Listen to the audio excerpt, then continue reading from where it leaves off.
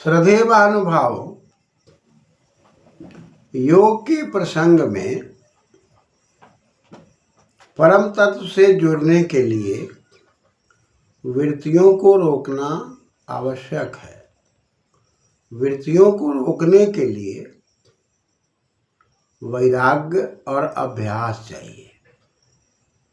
वैराग्य और अभ्यास में जब तक हमें यह अनुभव न हो जाए कि जो मुझे प्राप्त करना था वो प्राप्त कर लिया और जिन क्लेशों को हमें नष्ट कर देना था वो नष्ट कर दिया, इस परिस्थिति में आकर के योग की प्रक्रिया प्रारंभ हो रही है। लंबे अरसे तक सतु दीर्घ काल निरंतर सत्काल सेवितो दिलो। लंबे अरसे तक जब योगाभ्यासी अभ्यास करते हैं तो यहाँ तक आते हैं। खान पान रहन सहन बात विचार वाणी सब संयमित हो जाता है। तब वो यत्न करते हैं, प्रयास करते हैं और पुरुषार्थ करते हैं। पुरुषार्थ करने के बाद तत्परम पुरुष ख्यातिर गुणवै तृष्ण्यम, यानी कि सांसारिक प्यास से ऊपर उठ जाते हैं। अब वह केवल कर्तव्य का पालन करते हैं, अपने अधिकार को समझते हैं, नियम को समझते हैं और शरीर को चलाने के लिए व्यवहार करते हैं। यानी कि संसार में खाने के लिए जीना और जीने के लिए खाना। तो खाने के लिए जीने से ऊपर उठ करके अपने कर्तव्य का बोध करते हुए क्रमशः दैविक शक्तियों की ओर संवर्धित होना और उन दैविक शक्तियों को प्राप्त करके धीरे धीरे क्रमशः उनको समझते हुए भी उन चीजों को अंतर्मुखी होकर के आगे बढ़ने की बात करना, दैविक शक्तियों का दुरुपयोग न करना, दैविक शक्तियों को व्यापार का साधन नहीं बनाना। ऐसा व्यक्तित्व यम नियम आसन प्राणायाम प्रत्याहार धारणा ध्यान समाधि की ओर क्रमशः बढ़ता हुआ इस साधना में वह आगे जब बढ़ने लगता है तब वो परम तत्व के गुणों से अपने जीवन को मिलाने का प्रयास करता है। जीवात्मा अल्पज्ञ है, परमात्मा सर्वज्ञ है। उस परमात्मा के सर्वज्ञ के गुणों का अभ्यास करते हुए, उनके गुणों को स्मरण करते हुए अपने जीवन को धीरे धीरे उधर की ओर ले जाने का प्रयास, ये लंबे अरसे तक करने की आवश्यकता है। और जब इस प्रकार से लंबे अरसे तक करते हुए आदमी आगे बढ़ता है तो अपर और पर दो प्रकार के वैराग्य सामने आते हैं। अपर वैराग्य में कोई घटना घटती है, घटना घटने के बाद व्यक्ति कुछ समय तक उसको छोड़ देता है, लेकिन पर वैराग्य में वह धैर्य की अवस्था में होता है, अपनी बुद्धि और विवेक से कार्य करता है। जो करने योग्य है उसको करता है, जो करने योग्य नहीं है उसका परित्याग करता है। जैसा कि बातचीत चली थी कि यदि कोई व्यक्ति मिर्च खाने में बहुत रुचि लेता है, लेकिन एक ऐसा समय आता है कि मिर्च के तीतापन से कभी कभी मन उसका दुखी होता है और वो कहता है कि अब मैं मिर्च नहीं खाऊंगा। 2 दिन 4 दिन 5 दिनों तक उसको छोड़ देता है, पुनः उसको मिर्च की इच्छा हो जाती है, पुनः उसका सेवन करता है। ये अपर वैराग्य है। इसी प्रकार दुनिया के अंदर बहुत से कर्म हैं, व्यवहार हैं जिसको मानव करता है। खान पान से लेकर रहन सहन विचार तक सब में कुछ न कुछ परिवर्तन होता है, फिर त्याग करता है, फिर वही आ जाता है। यानी कि जो आदत लग जाती है उस आदत को व्यक्ति जल्दी नहीं छोड़ता।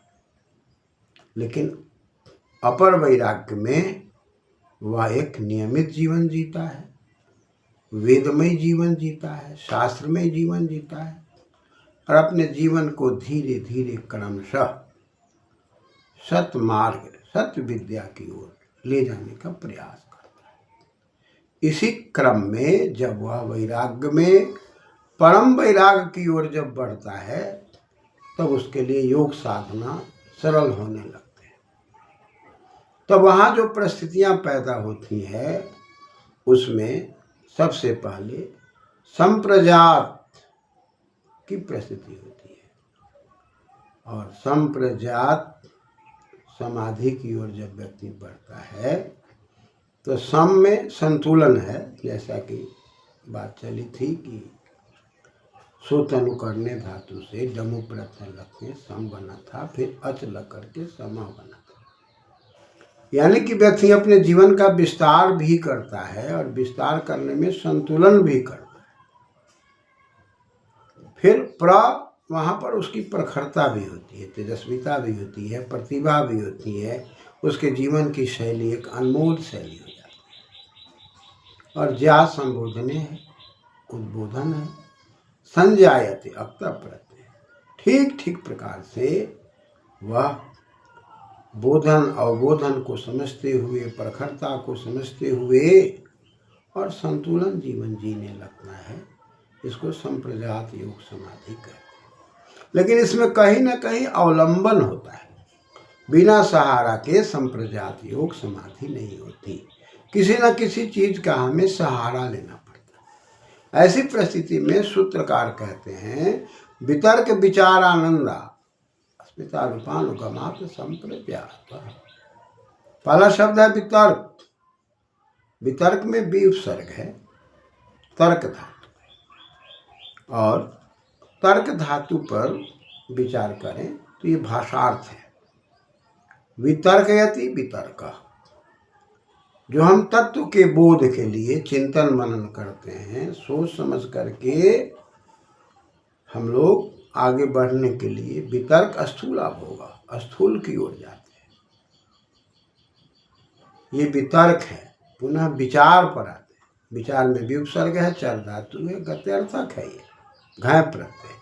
वितर्क में भी घय प्रत्यय, विचार में भी घय प्रत्यय है। विचरति, विचार, ठीक ठीक अच्छे प्रकार से विचरण, सूक्ष्म दुनिया में, वेद आदि मंत्रों में, शास्त्रों में जो रहस्यमय चीजें हैं उसमें सूक्ष्मता से चिंतन मनन प्रारंभ होता है। तब तीसरा शब्द आता है आनंद। तो यहाँ पर जड़ और चेतन के भेद को समझता हुआ वितर्क से फिर विचार में, और विचार में सात्विक प्रवृत्ति, और उस सात्विक प्रवृत्ति का क्रम बढ़ने लगता है। रासिक और तामसिक प्रवृत्तियाँ घटने लगती हैं। तब वह आनंद की ओर जाता है जहाँ सात्विक ही प्रवृत्तियाँ दिखाई पड़ती है। उसमें आंग उपसर्ग है और टू नदी समृद्ध धातु है। नदती आकर्षक रूपे नदती, उसके जीवन में समृद्धि आने लगती है, आनंद आने लगता है और वो परम तत्व की ओर क्रमशः जाने लगता है। तब अवस्था आती है अस्मिता की। अस्मिता में असी भूवि धातु है। हमारे अंदर कुछ होता है, उसमें यदि हम अस्मिता में अस धातु से मीन प्रत्यय करते हैं तो अस्मि बन जाता है, और तल और टाप कर देते हैं तो अस्मिता, यानी कि अहंकार, अपने अस्तित्व को समझना कि मैं कौन हूँ, अपना अस्तित्व सामने आता है। तो वितर्क विचारानंद अस्मिता रूपानुगमात, अस्मिता के बाद रूप शब्द आ रहा है, और रूप में रूप क्रिया के अर्थ में, आकृति के अर्थ में है। कभी आदमी वितर्क की आकृति में, कभी अस्मिता की आकृति में, उसके अंदर क्रिया प्रतिक्रिया शुरू हो जाती है। कभी विचार की आकृति में, हमारा जो अंदर में विचार बनता है, उस विचार के जो अक्षर बोध होते हैं, उस अक्षर बोध की आकृतियां सामने आने लगती है। यानी कि कहीं ना कहीं हम आलम्बन में होते हैं, किसी न किसी सहारा में होते हैं। और पुनः आगे अनुगमात शब्द आता है। अनु और गम, गमलरी धातु। तो अनुगमा शब्द हम बनाएंगे तो वहाँ पर गमलरी धातु से यदि हम अप्रत्यय करते हैं तो अनुगमा बनेगा। अब उसमें पंचमी है अनुगमात, यानी कि पहले हम इसमें समास देखेंगे तो वितर्कश्च पहला हो गया, वितर्कश्च, और इसी क्रम में विचारश्च और फिर आनंदश्च, और इसमें फिर दीर्घ करके वितर्क विचारानंद। उसके अंदर हम फिर षष्ठी भक्ति के बहुवचन में करेंगे तो तासाम, वितर्क विचारा नंदा अस्मिता साम। इन सब का, वितर्क विचार आनंद अस्मिता का रूप के अनुकूल, क्रिया के अनुकूल अनुगमन होने लगता है। फिर उसमें फिर षष्ठी के बहुवचन में करेंगे तो आएगा रूपेषु अनुगम,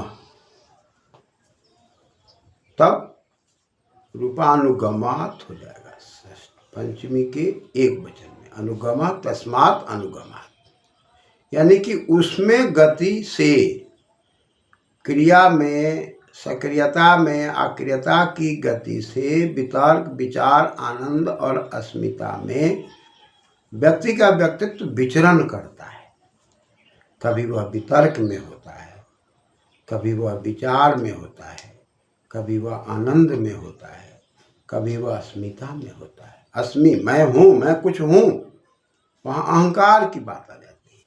वितर्क में वो स्थूल पदार्थों को देखता है, कभी नासिका पर ध्यान लगाता है, कभी भृकुटी पर ध्यान लगाता है, कभी कभी ऋषि महर्षि के चित्र भी सामने आते हैं। स्थूल पदार्थों में उसका ध्यान टिकने लगता है।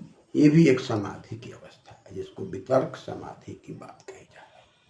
तब कभी कभी विचार की दुनिया में खोने लगता है, चंद्रमा के नजदीक बैठ गया, स्थूल चंद्रमा को देख रहा है, देखते देखते चंद्रमा की शीतलता, उसके अंदर की शक्तियाँ धीरे धीरे उसके अंदर चंद्र आभा और उसके सूक्ष्म विचारों में, कभी कभी मंत्रों के सूक्ष्म विचारों में वह परिणत होने लगा।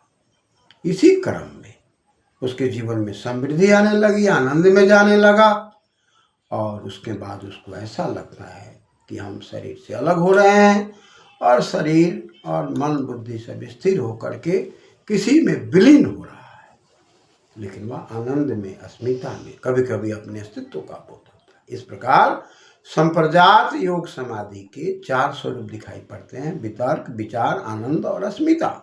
कभी हम वितर्क में हैं, ठोस में हैं, स्थूल पदार्थ में हैं, कभी सूक्ष्म में हैं, कभी समृद्धि में है, आनंद में है, कभी अस्मि अपने आप में, और इसका अनुगमात, हम उसके पीछे पीछे गति करने लगते हैं, रूप में, उसकी क्रिया में, उसकी आकृति में हम विचरण करते हैं। यह अवस्था संप्रजात योग की अवस्था शुरू हो जाती है।